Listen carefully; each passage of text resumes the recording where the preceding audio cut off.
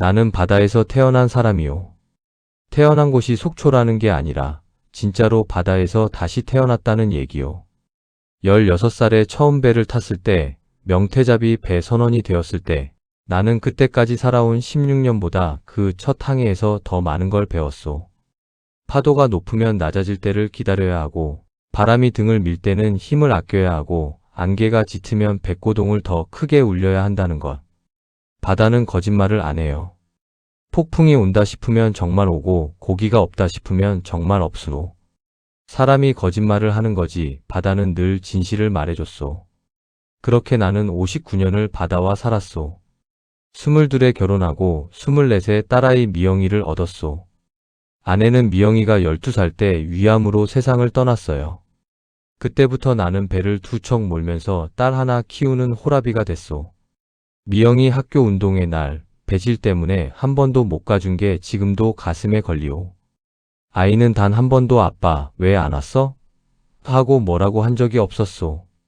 도시락통을 혼자 들고 운동장으로 걸어가던 그 작은 뒷모습이 아직도 눈에 선해요. 그런 딸이 크면서 얼마나 대견했는지 모르오. 대학도 혼자 알아서 갔고, 직장도 스스로 구했고, 남자도 직접 데려왔소. 3년 전 미영이가 강도진이라는 남자를 데리고 왔을 때 나는 처음에 마음에 들지 않았소. 너무 반질반질한 놈이었거든. 말도 너무 잘하고 웃음도 너무 희고 눈이 너무 촉촉했소. 바다에서 오래 살다 보면 알아요. 파도가 잠잠할 때가 제일 무서운 거라는 걸. 근데 미영이가 좋아하니까 내가 뭐라 할 수 있겠소. 딸이 행복하면 됐지. 결혼식 날 사위가 내 앞에 무릎을 꿇었소. 장인어른 미영이 평생 행복하게 해드리겠습니다. 그리고 어르신도 끝까지 제가 모시겠습니다.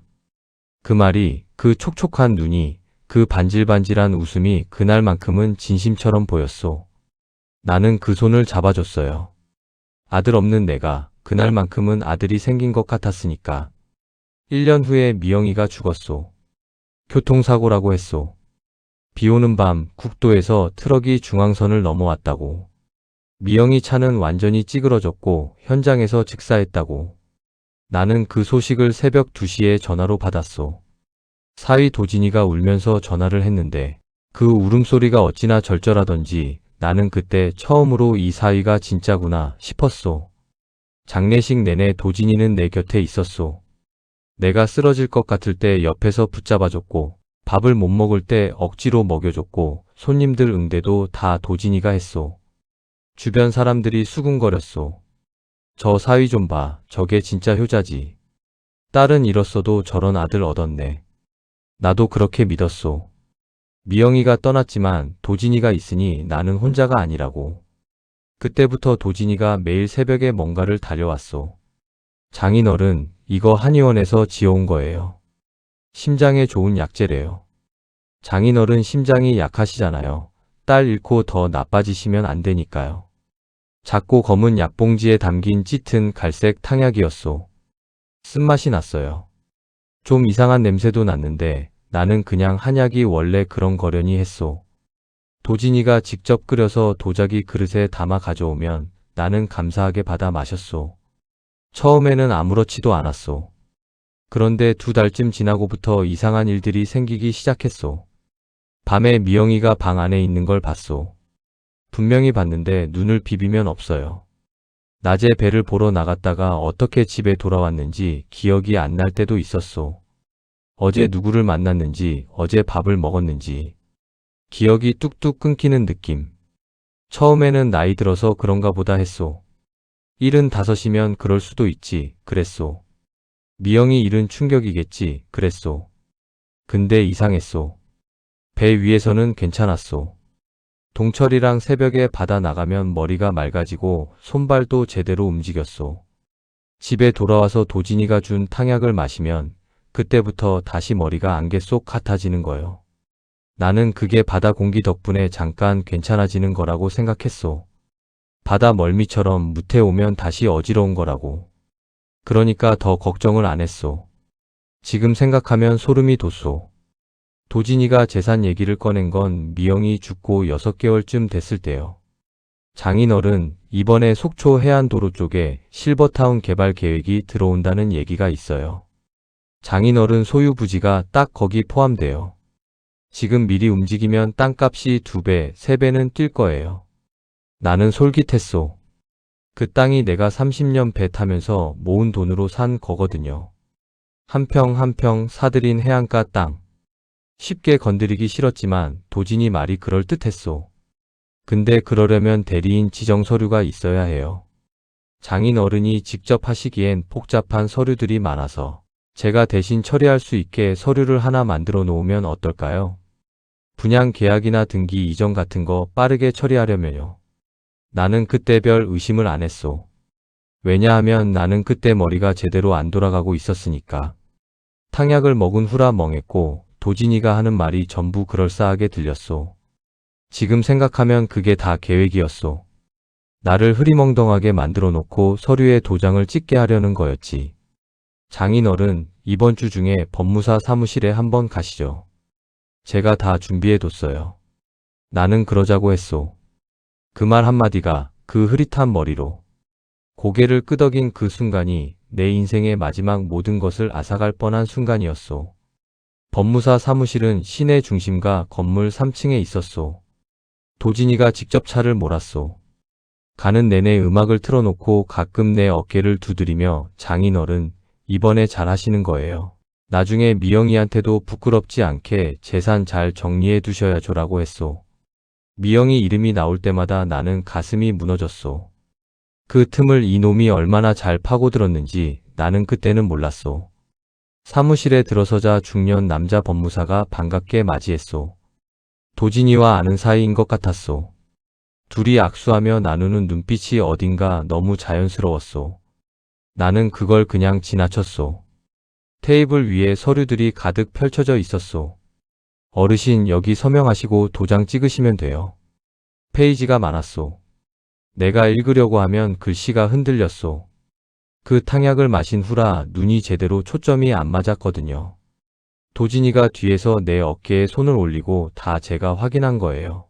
장인 어른은 그냥 여기만 찍으시면 돼요라고 하면서 손가락으로 자꾸 특정 부분을 짚었소. 그때 도진이 핸드폰이 울렸소. 잠깐만요, 장인 어른. 중요한 전화인데 잠깐 밖에서 받을게요. 도진이가 나가고 나는 테이블 앞에 혼자 남았소. 그때였소. 옆에서 뭔가가 쓱 들어오는 느낌이 났소. 고개를 돌리니 젊은 여직원이 내 서류 옆에 뭔가를 살짝 놓고는 아무 일 없다는 듯이 자기 자리로 돌아가고 있었소. 작은 노란색 포스트잇 한 장이었소. 나는 그걸 집어들었소. 손이 떨렸소. 왜 떨렸는지는 모르겠소. 아직 내용도 읽기 전이었는데 그냥 온몸이 먼저 알았던 것 같소. 포스트잇에는 작고 또렷한 글씨로 이렇게 써 있었소. 어르신 절대 도장 찍지 마세요. 지금 당장 뒷문으로 나가셔야 살 수 있습니다. 밖에 사람들이 있어요. 나는 그 쪽지를 3번을 다시 읽었소. 처음에는 이게 무슨 소리인가 싶었소. 내가 치매라서 환각을 보는 건가 싶었소. 근데 손에 잡히는 포스트잇의 감촉이 생생했소. 종이 모서리가 손가락에 걸렸소. 환각이 아니었소. 살 수 있습니다. 라는 말이 눈에서 떠나질 않았소. 나는 천천히 고개를 들어 창문 밖을 봤소. 건물 입구 쪽 주차장에 검은 승합차 한 대가 서 있었소. 창문이 선팅이 짙어서 안이 안 보였소. 근데 그 차 옆에 양복을 입은 남자 둘이 서 있었소. 팔짱을 끼고 입구 쪽을 바라보면서 소매 사이로 새겨진 문신이 3층에서도 보였소. 그 순간 탕약 때문에 흐릿하던 머리가 갑자기 맑아지는 느낌이 들었소. 59년 동안 바다에서 살아남은 뱃사람의 본능이 깨어난 거요. 폭풍이 온다. 당장 키를 돌려라. 나는 서류를 그대로 두고 가방도 들지 않았소. 조용히 자리에서 일어나 아무렇지 않은 척 뒤를 돌아봤소. 법무사는 자기 자리에서 뭔가를 보고 있었소. 나를 쳐다보지 않았소. 여직원은 컴퓨터 화면을 보는 척하면서 눈썹 하나 까딱하지 않았소. 나는 천천히 폭도 쪽으로 걸었소. 화장실 가는 것처럼. 폭도 끝에 비상구 표시가 보였소. 뒷문이었소. 나는 문을 열었소. 철제 비상계단이 건물 뒤편으로 이어졌소. 나는 그 계단을 내려갔소. 한 칸 한 칸. 70이 넘은 무릎이 덜컥거렸지만 멈추지 않았소. 아래에는 좁은 골목이 나왔고 건물 앞과는 연결이 안 되는 반대편 길이었소. 나는 그 길로 걸었소. 뒤를 보지 않고, 최대한 천천히 하지만 멈추지 않고, 골목 끝에서 작은 편의점이 보였소. 나는 그 안으로 들어가 음료수 냉장고 앞에 서서 숨을 골랐소. 핸드폰이 울렸소. 도진이었소. 장인어른 어디 가셨어요? 목소리가 여전히 부드러웠소. 근데 이제 달랐소. 그 부드러움이 가죽 장갑처럼 느껴졌소. 안에 뭔가 딱딱한 게 있는. 화장실 갔다. 아, 네. 저 들어갈게요. 나는 전화를 끊었소. 편의점 주인이 이상하게 쳐다보길래 음료수 하나를 샀소. 그리고 생각했소. 지금 이 순간부터 나는 아무것도 믿을 수 없다. 그날 밤 나는 처음으로 탕약을 버렸소. 도진이가 가져다 줬을 때 받아서 화장실에 버렸소. 그리고 자는 척했소. 멍한 증상이 안 오자 오히려 더 무서웠소. 내가 지금까지 먹어온 게 진짜 약이 아니었다는 게 선명하게 느껴지니까. 밤새 눈을 뜨고 천장을 봤소. 미영아. 아빠가 이제야 알았다. 뭔가 잘못됐다는 걸. 다음날 도진이의 태도가 달라졌소. 전날까지는 그렇게 상냥하던 놈이 아침부터 눈빛이 차가웠소. 그래도 표정은 여전히 걱정스러운 척이었소. 그게 더 소름이 돋았소. 장인어른, 어제 왜 갑자기 사무실에서 나가셨어요? 법무사님이 많이 당황하셨는데. 그 서류 꼭 이번 주 안에 처리해야 하는데. 몸이 좀 안 좋았다. 또요? 장인어른, 요즘 자꾸 이러시는데 저 솔직히 걱정돼요. 기억도 자꾸 가물가물하시고 어제도 갑자기 어디 가셨는지 모르겠고. 저 혼자 감당이 안 될 것 같아요. 말이 자연스럽게 흘러나왔소. 준비한 말처럼. 나는 속으로 주먹을 쥐었소. 그날 오후에 이웃집 김씨 아주머니가 왔소. 어르신 사위분한테 들었어요. 요즘 건강이 많이 안 좋으시다고. 이것저것 잘 챙겨 드세요. 다음 날엔 어촌계 아는 형이 왔소. 만식이 도진이 사위가 전화해서 그러던데 요즘 자네 많이 힘들다고. 큰 병원 한번 가봐야 하는 거 아냐? 사흘이 지나자 마을 사람 절반이 알고 있었소. 최만식 노인이 치매가 왔다. 기억을 잃어가고 있다. 사위가 고생이 많다고. 도진이가 조용히 그러나 빠르게 소문을 퍼뜨리고 있었소. 나를 정신이 이상한 노인으로 만들어가고 있었소. 그러고 나서 경찰이 왔소. 경찰서 소속 복지 담당이라고 했소. 도진이가 신고를 넣었다고 했소. 독거노인 안전 확인 차원에서 가정 방문을 나왔다고. 2명이 들어와 앉더니 이런저런 질문을 했소. 어르신, 오늘 날짜가 어떻게 되시죠? 최근에 가스불 깜빡하신 적 있으세요? 가족 중에 연락되는 분이 사위분 외에 또 있으세요? 나는 하나하나 또박또박 대답했소. 그런데 경찰이 내 대답을 들으면서도 도진이 쪽을 슬쩍슬쩍 봤소. 도진이가 눈을 아래로 깔고 미묘하게 고개를 젓는 신용을 하면 경찰이 메모를 했소. 내가 제대로 대답을 해도. 그날 도진이가 서류 하나를 내밀었소. 장인어른, 이거 정신건강의학과 진료예약 확인서예요. 제가 미리 잡아놨어요. 그냥 한번 검사 받아보시는 거예요. 서류 상단에 병원 이름이 있었소. 정신건강의학과가 아니었소. 정신병원 입원병동 예약 확인서였소. 나는 그걸 보는 순간 위가 서늘해졌소. 뱃속 깊은 데서 뭔가가 거꾸로 올라오는 느낌. 공포라는 게 이런 거구나. 그때 처음 알았소. 파도가 아무리 높아도 무섭지 않았던 내가. 칼바람이 몰아쳐도 흔들리지 않았던 내가. 나 안 간다. 장인어른, 왜요? 그냥 검사해요. 나 정신 멀쩡해. 도진이가 한숨을 쉬었소. 그 한숨이 얼마나 계산된 한숨인지 나는 그때는 몰랐소. 장인어른, 저도 힘들어요. 장인어른이 자꾸 이러시면 저 어떻게 해야 할지 모르겠어요. 미영이도 없고 제가 지금 혼자 다 감당하고 있는데. 미영이 이름이 나왔소. 또? 나는 입을 다물었소. 그 밤에 나는 동철이한테 전화했소. 40년 지기. 같이 배 타던 친구. 지금은 속초 남항에 배 한 척 대놓고 살고 있는 놈. 이놈한테는 전부 다 말할 수 있었소. 동철아. 왜, 무슨 일이야? 나 하룻밤만 자리 좀 있어? 전화기 너머로 잠깐 침묵이 흘렀소. 동철이는 뭔가 느꼈던 것 같소. 오랫동안 바다에서 같이 살아온 사람은 말 안 해도 알거든요. 와. 밥은 내가 챙긴다. 나는 도진이가 잠든 새벽 2시에 집을 나섰소. 가방도 챙기지 않았소.